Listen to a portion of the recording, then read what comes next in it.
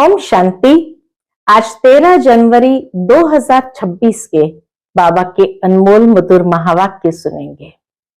आज की मुरली में बाबा कहते, ये सुप्रीम बाप भी है, सुप्रीम टीचर भी है, सुप्रीम सतगुरु भी है, जो आकर हम बच्चों को पढ़ाई पढ़ाते हैं और हम बच्चों को श्रेष्ठ देवता बनाते हैं। परंतु बाबा कहते, तीन होते हुए भी माया इतनी प्रबल है जो बच्चों को भुला देती है। न बाप याद रहता है, न टीचर याद रहता है, न सतगुरु याद रहता है। दुनिया में कोई एक तो याद रहता है, लेकिन बाबा कहे यहां तो बच्चे बिल्कुल भूल जाते हैं। सचमुच बाबा कहते हैं, तीनों के द्वारा हम बच्चों को श्रीमत मिलती है और बाबा कहते तुम बच्चों को श्रीमत पर चलना है। लेकिन माया ऐसी है जो तीनों की श्रीमत की भी अवज्ञा करा देती है।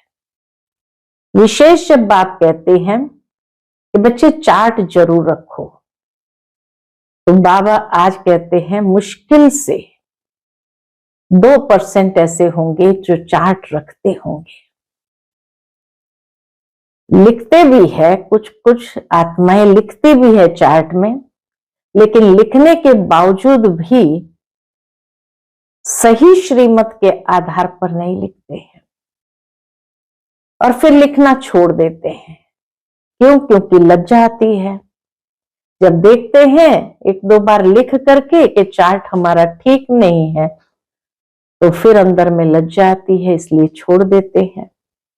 तो बाबा कहते, ये तीनों की इज्जत करना है, अर्थात श्रीमत पर संपूर्ण चलना है और इस पढ़ाई के द्वारा अपना भविष्य बनाना है। तो सुनते हैं आज के बाबा के अनमोल मधुर महावाक्य।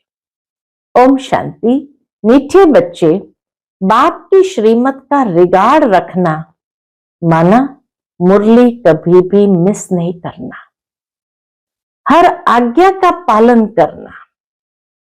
आज की मुरली से प्रश्न है, अगर तुम बच्चों से कोई पूछे, बाबा कहते अगर तुम बच्चों से कोई पूछे राजी खुशी हो, तो तुम्हें कौन सा जवाब फलक से देना चाहिए? उत्तर है, बोलो परवाह थी पार ब्रह्म में रहने वाले की, वह मिल गया बाकी क्या चाहिए, पाना था सो पा लिया। तुम ईश्वरीय बच्चों को किसी बात की परवाह नहीं, तुम्हें बाप ने अपना बनाया, तुम्हारे पर ताज रखा, फिर परवाह किस बात की। ओम शांति। बाप समझाते हैं, बच्चों की बुद्धि में जरूर होगा। कौन सी बात होगी? कि बाबा बाप भी है, टीचर भी है, सुप्रीम गुरु भी है। इसी याद में जरूर होंगे। यह याद कभी सिखला नहीं सकते, यह याद कभी कोई सिखला भी नहीं सकते। बाप ही कल्प कल्प आकर सिखलाते हैं। वही ज्ञान सागर पतित पावन भी है, वह बाप भी है, टीचर भी है, गुरु भी है। यह अब समझा जाता है जबकि ज्ञान का तीसरा नेत्र मिला है। सबसे पहले बाबा आकर हम बच्चों का ज्ञान का तीसरा नेत्र खोलते हैं, जिससे हम तीनों स्वरूप को अच्छी तरह से समझ सकते हैं। बच्चे भल समझते तो होंगे, परंतु बाप को ही भूल जाते हैं, तो टीचर गुरु फिर कैसे याद आएगा? माया बहुत ही प्रबल है, जो तीनों रूप में महिमा होते हुए भी तीनों को भुला देती है। इतनी सर्वशक्तिमान है। बच्चे भी लिखते हैं बाबा, हम भूल जाते हैं। माया ऐसी प्रबल है, ड्रामा अनुसार है बहुत सहज। बच्चे समझते हैं ऐसा कभी कोई हो नहीं सकता, वही बाप टीचर सतगुरु है सच सच। इसमें गपोड़े आदि की कोई बात नहीं। अंदर में समझना चाहिए ना, परंतु माया भुला देती है।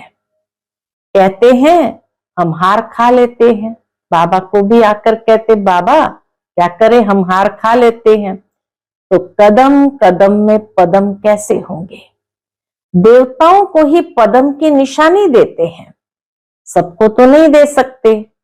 ईश्वर की यह पढ़ाई है, मनुष्य की नहीं है। ईश्वर आकर पढ़ाई पढ़ाते तो मनुष्य की पढ़ाई नहीं है। मनुष्य की यह पढ़ाई कभी हो नहीं सकती। बल देवताओं की महिमा की जाती है, परंतु फिर भी ऊंचते ऊंच एक बाप है। बाकी उनकी बड़ाई क्या है? आज गदाई कल राजाई। अभी तुम पुरुषार्थ कर रहे हो ऐसा लक्ष्मी नारायण बनने के लिए। जानते हो इस पुरुषार्थ में बहुत फेल हो जाते हैं। पढ़ते फिर भी इतने हैं जितने कल्प पहले पास हुए थे। वास्तव में ज्ञान है भी बहुत सहज, ज्ञान कोई डिफिकल्ट नहीं है समझने में, परंतु माया भुला देती है। बाप कहते अपना चार्ट लिखो, परंतु लिख नहीं पाते हैं। कहां तक बैठ लिखे? अगर लिखते भी है तो जांच करते हैं, 2 घंटे याद में रहे, फिर वह भी उन्हों को मालूम पड़ता है जो बाप की श्रीमत को अमल में लाते हैं। बाप तो समझेंगे इन बेचारों को लज्जा आती होगी, जो नहीं लिखते हैं उनको बेचारों को लज्जा आती होगी। नहीं तो श्रीमत अमल में लानी चाहिए, परंतु 2% मुश्किल चार्ट लिखते हैं। बच्चों को श्रीमत का इतना रिगार्ड नहीं है। इतना बाबा जैसे कहते हैं बच्चों को श्रीमत का इतना रिगार्ड नहीं है। मुरली मिलते हुए भी पढ़ते नहीं है। दिल में लगता जरूर होगा, बाबा कहते तो सच है, हम मुरली ही नहीं पढ़ते हैं तो बाकी औरों को समझाएंगे क्या? फिर बाबा ने बीच में एकदम साइलेंस कर दिया और याद की यात्रा में चले गए। फिर उस याद की यात्रा के बाद फिर बाबा कहते ओम शांति। रूहानी बाप रूहानी बच्चों को समझाते हैं। यह तो बच्चे समझते हैं बरोबर हम आत्मा है, हमको परमपिता परमात्मा पढ़ा रहे हैं। और क्या कहते हैं? मुझे याद करो तो तुम स्वर्ग के मालिक बनो। इसमें बाप भी आ गया, पढ़ाई और पढ़ाने वाला भी आ गया, सदगति दाता भी आ गया। जब कहते हैं बाबा कि तुम मुझे याद करो तो स्वर्ग के मालिक बन जाएंगे, तो उसमें बाप भी आ गया, पढ़ाई पढ़ाने वाला टीचर भी आ गया और सदगति दाता भी आ गया। थोड़े अक्षर में सारा ज्ञान आ जाता है। यहां तुम आते ही हो इसको रिवाइज करने के लिए। बाप भी यही समझाते हैं, क्योंकि तुम खुद कहते हो हम भूल जाते हैं, इसलिए यहां आते हैं रिवाइज करने। बल कोई यहां रहते हैं तो भी रिवाइज नहीं होता है, तकदीर में नहीं है। तदबीर तो बाप कराते ही है, पुरुषार्थ तो बाबा कराते ही है, तदबीर कराने वाला एक बाप ही है। इसमें कोई की पास खातरी भी नहीं हो सकती है। न स्पेशल पढ़ाई है, उस पढ़ाई में स्पेशल पढ़ने लिए टीचर को बुलाते हैं, यह तो तकदीर बनाने लिए सबको पढ़ाते हैं। एक एक को अलग कहां तक पढ़ाएंगे? इतने ढेर बच्चे हैं। उस पढ़ाई में कोई बड़े आदमी के बच्चे होते हैं तो उन्हों को स्पेशल पढ़ाते हैं। टीचर जानते हैं कि यह डल है, इसलिए उनको स्कॉलरशिप लायक बनाते हैं। ये बाप ऐसे नहीं करते हैं। दुनिया में तो स्कॉलरशिप के लिए उनको लायक बनाते हैं, स्पेशल पढ़ाते हैं, टीचर को अलग से बुलाते हैं। बाबा कहते ये बाप ऐसे नहीं करते हैं। यह तो एक रस सबको पढ़ाते हैं। वह हुआ टीचर का एक्स्ट्रा पुरुषार्थ कराना। यह तो एक्स्ट्रा पुरुषार्थ किसको अलग से कराते नहीं है, जो बाबा किसी को अलग से कराते नहीं। एक्स्ट्रा पुरुषार्थ माना ही मास्टर कुछ कृपा करते हैं, ऐसे तो भल पैसे लेते हैं, खास टाइम दे पढ़ाते हैं, जिससे वह जास्ती पढ़कर होशियार होते हैं। यहां तो जास्ती कुछ पढ़ने की बात है ही नहीं, इनकी तो बात ही नहीं है, शिव बाबा की तो बात ही नहीं है। एक ही महामंत्र देते हैं, कौन सा? मन मना भव। याद से क्या होता है यह तो समझते हो, बाप ही पतित पावन है, जानते हो उनको याद करने से ही पावन बनेंगे। अब तुम बच्चों को ज्ञान है, जितना याद करेंगे उतना पावन बनेंगे, कम याद करेंगे तो कम पावन बनेंगे। यह तुम बच्चों के पुरुषार्थ पर है।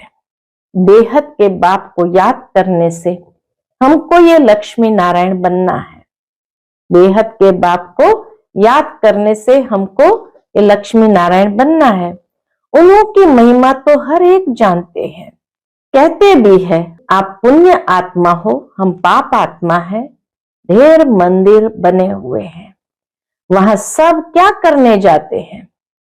दर्शन से फायदा तो कुछ भी नहीं, एक दो को देख चले जाते हैं, बस दर्शन करने जाते हैं। फलाना यात्रा पर जाता है, हम भी जावे।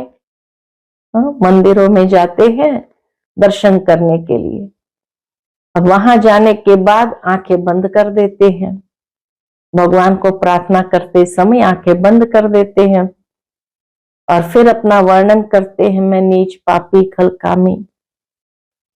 अब खुद की आंखें तो बंद है, भगवान की आंखें खुली है, देवी देवताओं की आंखें खुली है, तो दर्शन किसने किसका किया? गए थे दर्शन करने के लिए, लेकिन दर्शन करा के आ गए, दर्शन तो किया ही नहीं कि देवताओं के गुण कितने सुंदर थे, उन गुणों को हम अपने जीवन में दर्शाए, तो ये दर्शन तो किसी ने किया ही नहीं। तो इसीलिए बाबा कहते हैं दर्शन करने जाते हैं, एक दो को देख चले जाते हैं। फलाना यात्रा पर जाता है, हम भी जावे। अब इससे क्या होगा? कुछ भी नहीं। तुम बच्चों ने भी यात्राएं की है, दर्शन करने गए थे, लेकिन दर्शन तो वास्तविक रूप से कभी किया ही नहीं। जैसे और त्योहार मनाते हैं, वैसे यात्रा भी एक त्योहार समझते हैं। अभी तुम याद की यात्रा भी एक त्योहार समझते हो। हमारी याद की यात्रा भी क्या है? एक त्योहार है। तुम याद की यात्रा में रहते हो, अक्षर ही एक है मन मना भव, ये तुम्हारी यात्रा अनादि है। वह भी कहते हैं वह यात्रा हम अनादि करते आए हैं, परंतु तुम अभी ज्ञान सहित कहते हो कि हम कल्प कल्प ये यात्रा करते हैं, बाप ही आकर ये यात्रा सिखलाते हैं। वह 4 धाम जन्म बाय जन्म यात्रा करते हैं। ये तो बेहद का बाप कहते हैं मुझे याद करो तो तुम पावन बन जाएंगे। ऐसे तो और कोई कभी नहीं कहते कि यात्रा से तुम पावन बनेंगे। मनुष्य यात्रा पर जाते हैं तो वह उस समय पावन रहते हैं, बस उतने दिन के लिए पावन रहते हैं। आजकल तो वहां भी गंद लगा पड़ा है, पावन नहीं रहते। इस रूहानी यात्रा का तो किसको पता ही नहीं है। तुमको अभी बाप ने बताया है, ये याद की यात्रा है सच्ची। वह यात्रा का चक्र लगाने जाते हैं, फिर भी वैसे का वैसे बन जाते हैं, चक्कर लगाते रहते हैं। जैसे वास्को दा गामा ने सृष्टि का चक्र लगाया, यह भी चक्कर लगाते हैं ना। गीत भी है ना, चारों तरफ लगाए फेरे, फिर भी हरदम दूर रहे। भक्ति मार्ग में तो कोई मिला नहीं सकते, भगवान कोई को मिला नहीं, भगवान से दूर ही रहे। फेरे लगाकर फिर भी घर में आकर 5 विकारों में फंसते हैं। वो सब यात्राएं हैं झूठी। अभी तुम बच्चे जानते हो यह है पुरुषोत्तम संगम युग। जबकि बाप आए हैं, एक दिन सब जान जाएंगे बाप आया हुआ है। ये भी बाबा की भविष्यवाणी कि एक दिन सब जान जाएंगे कि बाप आया हुआ है, भगवान आखिर मिलेगा, लेकिन कैसे, ये तो कोई भी जानते नहीं। ये तो मीठे मीठे बच्चे जानते हैं कि हम श्रीमत पर इस भारत को फिर से स्वर्ग बना रहे हैं। भारत का ही तुम नाम लेंगे, उस समय और कोई धर्म होता नहीं, सारी विश्व पवित्र बन जाती है, एक ही धर्म होगा, बाकी कोई धर्म नहीं रहेगा। अभी तो ढेर धर्म है। बाप आकर तुमको सारे झाड़ का नॉलेज सुनाते हैं, तुमको स्मृति दिलाते हैं। तुम 100 देवता थे, फिर 100 क्षत्रिय, 100 वैश्य, 100 शूद्र बने, अभी तुम 100 ब्राह्मण बने हो। यह हम 100 का अर्थ बाप कितना सहज समझाते हैं। ओम अर्थात मैं आत्मा, फिर हम आत्मा ऐसे चक्कर लगाती है। वह तो कह देते हम आत्मा सो परमात्मा, परमात्मा सो हम आत्मा। एक भी नहीं जिसको हम 100 का अर्थ यथार्थ मालूम हो। तो बाप कहते हैं यह तो मंत्र है, यह हर दम याद रहना चाहिए। चक्र बुद्धि में नहीं होगा तो चक्रवर्ती राजा कैसे बनेंगे। अभी हम आत्मा ब्राह्मण है, फिर हम 100 देवता बनेंगे। यह तुम कोई से भी जाकर पूछो, कोई नहीं बताएंगे। वह तो 84 का अर्थ भी नहीं समझते। भारत का उत्थान और पतन गाया हुआ है, ये ठीक है। सतो प्रधान, सतो रजो तमो, सूर्यवंशी, चंद्रवंशी, वैश्यवंशी, शूद्रवंशी, अभी तुम बच्चों को सब मालूम पड़ गया है। बीज रूप बाप को ही ज्ञान का सागर कहा जाता है। वह इस चक्र में नहीं आते हैं। ऐसे नहीं हम जीव आत्मा सो परमात्मा बन जाते हैं, नहीं। बाप आप समान नॉलेजफुल बनाते हैं, आप समान गॉड नहीं बनाते हैं। इन बातों को बहुत अच्छी रीति समझना है, तब बुद्धि में चक्र चल सकता है, जिसका नाम स्वदर्शन चक्र रखा है। तुम बुद्धि से समझ सकते हो हम कैसे इस 84 के चक्र में आते हैं। इसमें सब आ जाता है, समय भी आता, वर्ण भी आ जाते, वंशावली भी आ जाती है। अब तुम बच्चों की बुद्धि में यह सारा ज्ञान होना चाहिए। नॉलेज से ही उच्च पद मिलता है। नॉलेज होगी तो औरों को भी देंगे। यहां तुमसे कोई पेपर आदि नहीं भराए जाते हैं, कोई फॉर्म पेपर आदि नहीं भराए जाते। उन स्कूलों में जब इम्तिहान होते हैं तो पेपर्स विलायत से आते हैं। जो विलायत में पढ़ते होंगे उन्हों की तो वहां ही रिजल्ट निकालते होंगे। उनमें भी कोई बड़ा एजुकेशन अथॉरिटी होगा जो जांच करते होंगे पेपर्स की। तुम्हारे पेपर्स की जांच कौन करेंगे? तुम खुद ही करेंगे। यहां जिस स्कूल में हम पढ़ते हैं, पढ़ाने वाला टीचर तो शिव बाबा है, लेकिन इम्तिहान ड्रामा लेता है। पेपर में पास हुए या फेल हुए चेकर हम ही बनते हैं। तो बाबा कहे तुम खुद ही जांच करेंगे। खुद को जो चाहो सो बनाओ, पुरुषार्थ से जो चाहो सो पद बाप से ले लो। प्रदर्शनी आदि में बच्चे पूछते हैं ना, क्या बनेंगे? देवता बनेंगे, बैरिस्टर बनेंगे, क्या बनेंगे? जितना बाप को याद करेंगे, सर्विस करेंगे, उतना फल मिलेगा। जो अच्छी रीति बाप को याद करते हैं वह समझते हैं हमको सर्विस भी करनी है, प्रजा बनानी है। ये राजधानी स्थापन हो रही है तो उसमें सब चाहिए। वहां वजीर होते नहीं। वजीर की दरकार उनको रहती जिनको अकल कम होता है।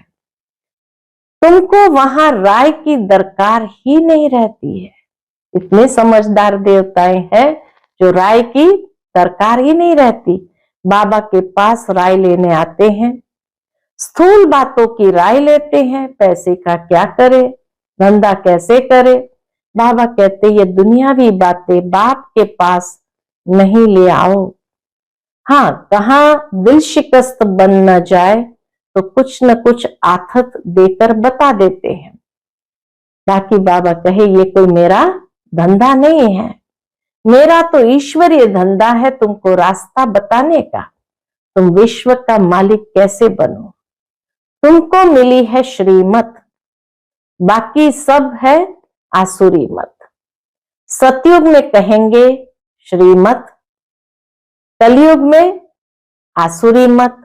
वह है ये सुखधाम, वहां ऐसे भी नहीं कहेंगे कि राजी खुशी हो। वहां कोई एक दूसरे को पूछेंगे नहीं सतयुग में कि राजी खुशी हो, तबीयत ठीक है, ये अक्षर वहां होते नहीं। ये यहां पूछा जाता है, कोई तकलीफ तो नहीं है, राजी खुशी हो, इसमें भी बहुत बातें आ जाती है। वहां दुख है ही नहीं जो पूछा जाए। बाबा के वहां दुख है ही नहीं जो पूछा जाए, यह है ही दुख की दुनिया। वास्तव में तुमसे कोई पूछ नहीं सकता। बल माया गिराने वाली है तो भी बाप मिला है ना। तुम कहेंगे क्या तुम खुश खैराफत पूछते हो, हम ईश्वर के बच्चे हैं, हमसे क्या खुश खैराफत पूछते हो। परवाह थी पार ब्रह्म में रहने वाले बाप की, वह मिल गया, फिर किसकी परवाह। यह हमेशा याद करना चाहिए, हम किसके बच्चे हैं।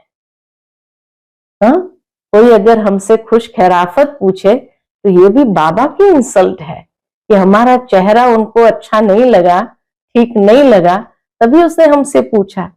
यह भी बुद्धि में ज्ञान है कि जब हम पावन बन जाएंगे तो फिर लड़ाई शुरू हो जाएगी। तो जब भी तुमसे कोई पूछे कि तुम खुश राजी हो तो बोलो हम तो सदैव खुश राजी हैं। बीमार भी हो तो भी बाप की याद में हो, तुम स्वर्ग से भी जास्ती यहाँ खुश राजी हो। हम स्वर्ग से भी जास्ती यहाँ खुश राजी है, जबकि स्वर्ग की बादशाही देने वाला बाप मिला है जो हमको इतना लायक बनाते हैं, तो हमको क्या परवाह रखी है। ईश्वर के बच्चों को क्या परवाह, वहां देवताओं को भी परवाह नहीं, देवताओं के ऊपर तो है ईश्वर, तो ईश्वर के बच्चों को क्या परवाह हो सकती है। बाबा हमको पढ़ाते हैं, बाबा हमारा टीचर सतगुरु है, बाबा हमारे ऊपर ताज रख रहे हैं, हम ताजदारी बन रहे हैं। तुम जानते हो हमको विश्व का ताज कैसे मिलता है, बाप नहीं ताज रखते, यह भी तुम जानते हो। सतयुग में बाप अपना ताज अपने बच्चों पर रखते हैं, जिसको अंग्रेजी में कहते क्राउन प्रिंस। यहां जब तक बाप का ताज बच्चे को मिले तब तक बच्चे को उत्कंठा रहेगी, कहां बाप मरे तो ताज हमारे सिर पर आवे। आश होगी प्रिंस से महाराजा बनूं, उनको आश होती है मैं प्रिंस से महाराजा बनूं। वहां तो ऐसी बात नहीं होती, अपने समय पर कायदे अनुसार बाप बच्चों को ताज देकर फिर किनारा कर लेते हैं। वहां वानप्रस्थ की चर्चा होती नहीं, बच्चों को महल आदि बना कर देते हैं, आशाएं सब पूरी हो जाती है। तुम समझ सकते हो सतयुग में सुख ही सुख है।